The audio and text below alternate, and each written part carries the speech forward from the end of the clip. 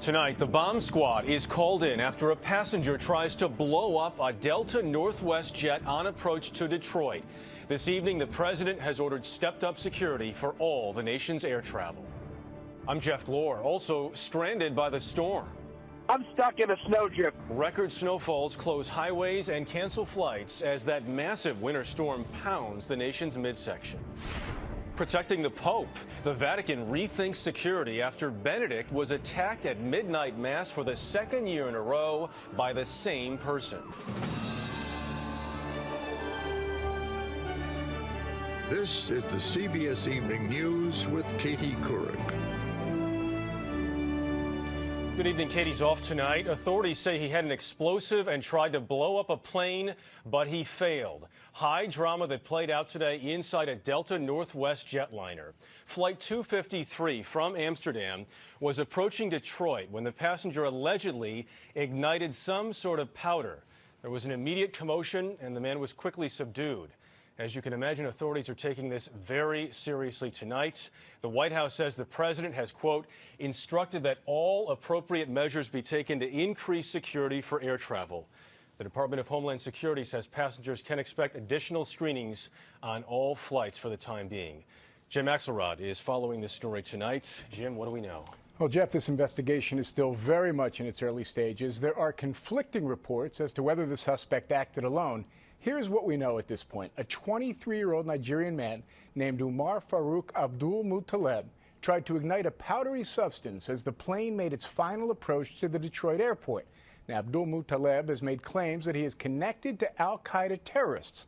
Sources tell CBS News he was on a government watch list of people with terrorist ties, but cannot corroborate an al-Qaeda connection. After Delta Northwest Flight 253 landed in Detroit, the plane was moved to a remote part of the airport. Authorities were concerned enough to try to send in a bomb-disabling robot to investigate. We heard a loud pop, then a bit of a smoke, and then some flames, then yelling and screaming. There was a fire in the plane after a few seconds. It was very scary for everyone. The Airbus 330 was carrying 278 passengers. The suspect was subdued and detained aboard the flight and is now being questioned by the FBI. The most important question at this point, how exactly was someone able to get an explosive on board the plane in the first place? Back check on board! The amount of explosive might not have been enough to be detected by normal screening procedures. It's unclear if Dutch authorities had selected the man for additional screening. I think we got to find out what kind of fireworks were in play and then go back and take a look and see whether procedures were followed, whether something was overlooked that allowed these materials to get through. How do you tighten up the procedure? And then you really got to prosecute the person who brought them on board to the full extent of the law. What's also unclear is how the explosives were lit. After the notorious shoe bomber Richard Reed tried to blow up a Paris to Miami flight in 2001. We must confiscate your lighter. Congress banned lighters from planes. That ban had just been lifted this past August 4th. Abdul Muttaleb was restrained and stripped before landing. 3 people were burned during this incident. That includes the suspect, who reportedly was burned severely. Jeff? All right, Jim Axelrod tonight. Jim, thank you. Joining us now on the phone is our justice correspondent, Bob Orr. Bob, what have you heard about this guy tonight? Jeff, FBI investigators are still trying to figure out exactly how connected this suspect is, if he's connected at all. He has told investigators that he had instructions from terrorists and connections to terrorists who wanted him to procure explosives from Yemen and then blow up an American-bound plane. What we do know is as the plane was on final approach to Detroit, he apparently tried to light some kind of substance taped to his lower leg. Caused some kind of flash fire. 3 people, including the suspect, were hurt. His burns are somewhat severe. Now the question is, was this man a lone actor? The preliminary indication is maybe he was. But, of course, the FBI cannot take anything for granted, and they're looking now to see if he is further connected to al-Qaeda or some other network. Yeah, so, Bob, you talk about those connections. He is claiming those connections, at least. Do we have any indication, further indication from officials there may be that al-Qaeda connection? Well, there is a reason to be suspicious because we now know that this man's name was on a so-called federal terror watch list or a no-fly list, which raises all kinds of questions. Why was he on the plane in the first place? And when that manifest was turned over to U.S. authorities, why wasn't it discovered that he was on the plane? But it seems that his connections go back to Yemen. Of course, there is an al-Qaeda branch there, too. But we just simply do not know yet whether this is a lone actor who was just inspired to do something, maybe from the Internet, or someone who really was carrying out some kind of plot. I will tell you this. One high-ranking official said to me that if you look at all of the elements here, this did not have the earmarks of a sophisticated and well-planned attack. That might be a clue he acted alone. And I think that's a very important point to make tonight. Bob, the president says they're increasing security for all airline flights here. What does that mean? Well, first of all, please understand the security for aviation is very high. It's been at orange since 2006. There's an erroneous report out there that the level has been lifted to orange. It's already at orange. But what this will mean undoubtedly is that more and more people will be checked for explosive residue. When you go through the airport and they swab your bag and they check for traces of explosives, that happens once in a while. I think it's a sure bet now that more and more people will have that check done, which will slow down the lines, and it will be a much more deliberate process. All right, Bob Orr, our Justice correspondent, joining us on the phone tonight. Bob, some helpful information. Thank you very much. We're going to turn now to Chip Reed, our chief White House correspondent. He is traveling with the president in Honolulu, Hawaii. Chip? Well, Jeff, I was just told by a senior administration official that the White House is calling this an attempted terrorist attack. And here's a bit of a tick-tock on what happened with the president. At about 9 a.m. Hawaii time, which was about a half an hour after the incident happened, the president was notified by his military aide, who, of course, is always nearby the president, no matter where he is. The president then had a telephone call quickly and arranged a secure conference call with top national security officials. And in that call, the president ordered, quote, all appropriate measures be taken to increase security for air travel, exactly the kind of thing that Bob Orr was just talking about. You know, even on Christmas Day in Hawaii, the president is never really entirely on vacation. Jeff? All right, Chip Reed tonight in Honolulu, Hawaii. Chip, thank you very much. And we should mention, of course, stay with CBS News for the latest on that story. We move now to that massive storm that has been dumping snow and freezing rain on the nation's midsection for days now. It's left thousands of holiday travelers stranded. At least 19 people have been killed on icy roads this week. Interstate highways and airports have been closed in 4 states due to whiteout conditions. And new records for snowfall are being set in Oklahoma and Texas. Tonight, that storm is moving east, but it's moving very slowly. Iowa and the Dakotas are getting hit hard, Minnesota as well. Barry Peterson is at the Minneapolis-St. Paul Airport this evening. Barry? Well, Jeff, this storm is so slow-moving that a meteorologist here in Minneapolis-St. Paul said it's like the uncle who came for the holidays and won't go home. And across America's midsection, it took lives and ruined many a Christmas. It whipped fast and furious across Oklahoma, so fast that several motorists on Interstate 40 were first stalled, then snowed in for up to 15 hours. So bad, even snowplows were sent slipping and sliding out of commission. In Iowa Park, Texas, Jonah Kaplan of CBS affiliate KAUZ was stranded, along with hundreds of other motorists on U.S. Highway 287. They ran out of gas. They had no food, they had no water, and, you know, we're not prepared for anything like this because we've never had anything like this. For Jane Legree, driving with her 95-year-old mother, it was a 3-hour nightmare that kept getting worse. We got stuck in a snowdrift during one of the whiteouts, got hit by a snow plow, and so we got stuck in another snowdrift. Some states shut down highways altogether. In South Dakota, they closed Interstate 29, the state's main north-south artery, and Interstate 80 in Nebraska was closed for 80-plus miles. In Oklahoma City, they rewrote the record books after this one. The city digging out of 14.1 inches of snow, the most ever in a single day. Dallas got a Christmas present Texas rarely expect, what locals said was the first real white Christmas since 1926. For the unlucky still gamely trying to get home for Christmas through a mass of airport delays and cancellations, it will get better, sort of. People may be able to get home. The problem is the winds will continue to whip in northern Minnesota and the Dakotas, blowing around the snow that's already on the ground. Across the hard-hit region, This was the sound more popular than a Christmas carol. In Minneapolis, the city said it would plow enough lanes on streets and multi-lane highways to equal 3,200 miles, enough to equal plowing a single lane from the Twin Cities to Anchorage, Alaska. Too much of it, that's what we've got too much of today. But there were some who welcomed every flake that fell, and for that, it helped to be a kid. You know, everybody else is shoveling snow and miserable. How about you guys? No, not great. Yeah. You're great. Yeah. On Girard Avenue in Minneapolis, adversity was trumped by neighborly Christmas spirit. Roger Day was helping a friend because that's how it's done here. You help your neighbors because, you know, in a few hours of the next day, you're going to find yourself in the same fix. So you help them, they help you.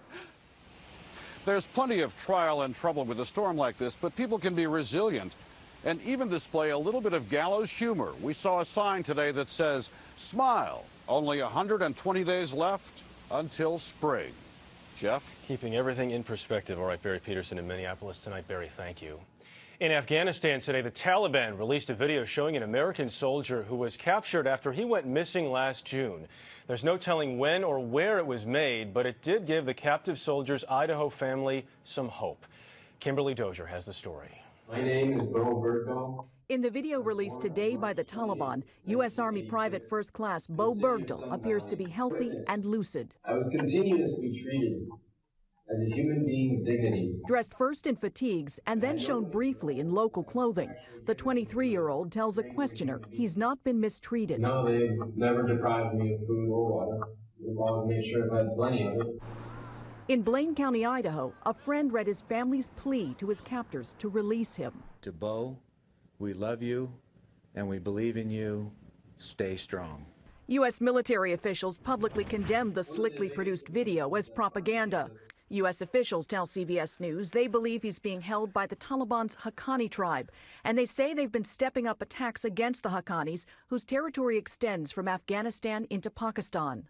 3 senior officers tell CBS News since February, top U.S. Commander General Stanley McChrystal has sent in an extra 1,000 special operating forces hitting the Taliban across Afghanistan.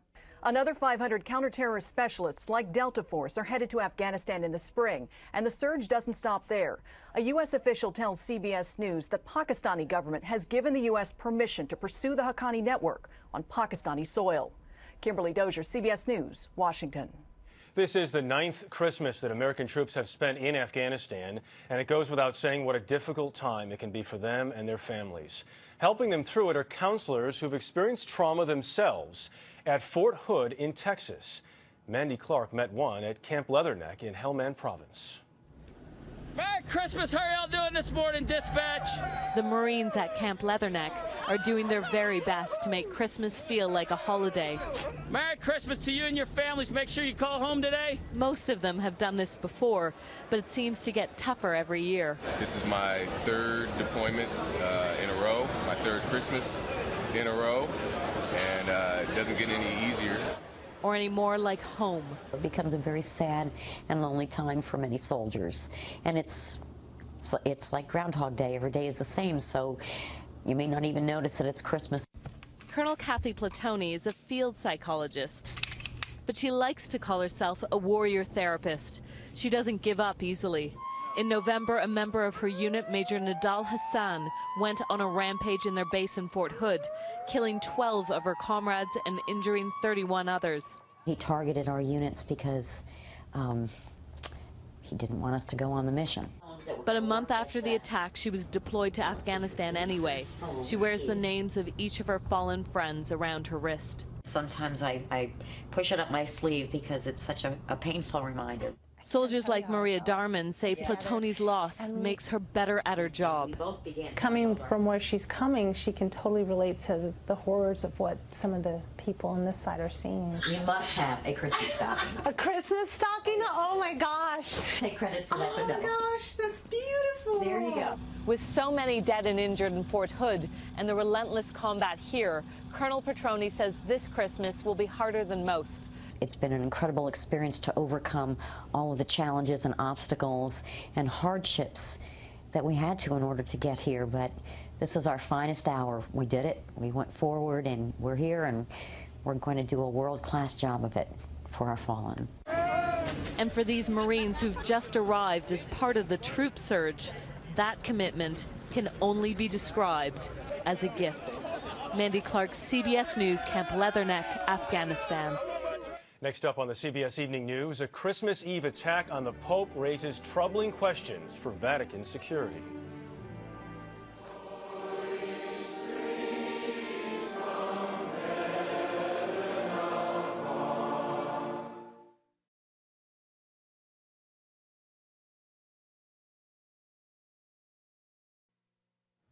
Pope Benedict delivered his traditional Christmas greeting in St. Peter's Square today, but he made no mention of what happened at last night's Christmas Eve Mass when a woman rushed him and somehow was able to knock him down. The Vatican says it will review its security procedures. Alan Pizzi has more tonight from Vatican City. Vatican officials say the lunge over the barrier in the middle of St. Peter's Basilica was more like an attempt to reach Pope Benedict XVI than to harm him. But it did serve to highlight just how vulnerable the Pope is and how hard it is to protect him no matter how fast his security agents react. All of a sudden, this person sort of flew over the barricade, and the Holy Father went down, and all of a sudden, all the security people were all on top of it, you know, the whole pile there, getting her off and pulling him back up. The woman, a 25-year-old Swiss-Italian named as Susanna Maiolo, whom Vatican officials described as mentally unstable, tried the same stunt last year but was restrained by security guards. The Pope shrugged off the incident last night Feliz Navidad and showed no ill effects at today's Christmas greeting, an attitude reflected by his spokesman. You cannot have a total security or a risk zero. For centuries, popes have been protected by the Swiss Guards, whose colorful dress and medieval ceremonial weapons disguise the fact that they are trained soldiers. They are augmented by the Vatican Gendarmerie, a police force that includes a plainclothes close protection detail. Security was stepped up after a gunman shot Pope John Paul II in St. Peter's Square in 1981. The papal spokesman reluctantly admitted the bodyguards carry arms, but not at ceremonies inside the basilica. That may have as much to do with Benedict as with religious sensitivities. The Pope is always trying to get less security, less bulletproof glass, less things between him and his people. He's, after all, a pastor. He's a shepherd. He's not trying to be up in some ivory tower. He's trying to be close to his people. Because the Pope cannot be isolated from the faithful, he will always be within range of the unfaithful and the disturbed, which leaves divine protection his last, and he might say best, resort. Alan Pizzi, CBS News, Vatican City. Well, Christmas was celebrated all over the world today. Worshippers attended Mass at Chicago's 134-year-old Holy Name Cathedral. In Bethlehem, pilgrims and Palestinian Christians celebrated at the Church of the Nativity. And Australians were on Sydney's famed Bondi Beach with not a snowflake in sight. It is summer there, after all.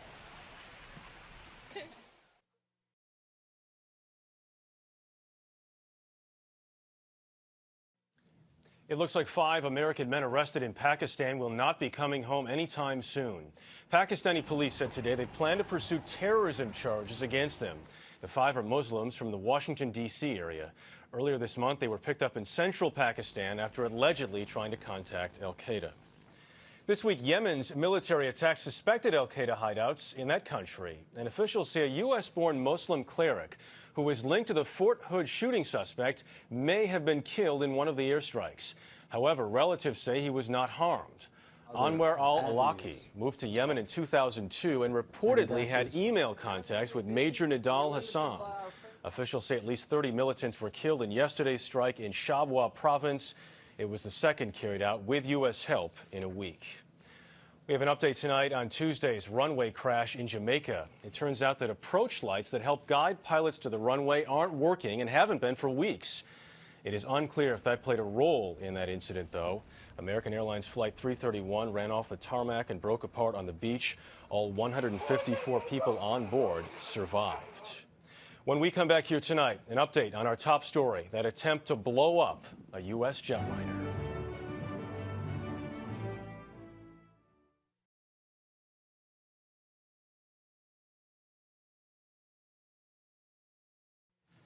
Updating tonight's top story now, what the White House is calling an attempted act of terrorism. Authorities say a passenger tried to blow up a Delta Northwest jetliner today as it approached Detroit.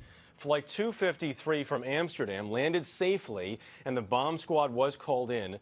Authorities say the suspect ignited a powdery substance inside the cabin. He was immediately subdued, and he was taken into custody. But tonight, the president has ordered security tightened for all flights in the U.S. Our Justice correspondent Bob Orr is back with us on the phone now. Bob, what can you tell us? Well, Jeff, the FBI is still working at this hour to determine if the suspect acted alone or perhaps at the behest of terrorists. The young man, a Nigerian national named Abdul Muttalib, has told investigators that he does have links to al-Qaeda, and they instructed him to get explosives in Yemen and then blow up an American-bound jetliner. Now, so far, it's important to note the FBI has not confirmed that he has any hard terror connections, but we should say he was on a U.S. government terror watch list. The suspect's been severely burned after he attempted to light a powdery substance taped to his leg, but no other explosive devices were found on the plane. Also, sources say the attempted bombing did not have the, quote, earmarks of a sophisticated and well-planned attack, but the question is raised, how did he get explosives on the plane? Now security is being tightened at all U.S. airports. That means you can expect, if you go to the airport, to be screened for traces of explosives. Jeff? All right, very good questions tonight. Bob Orr joining us on the phone. Bob, thank you very much. For the latest updates, you can go to cbsnews.com, and then tomorrow morning on the Saturday Early Show. That is the CBS Evening News tonight. For Katie Couric, I'm Jeff Glor. Thanks for watching. I'll see you back here tomorrow night as well. Good night.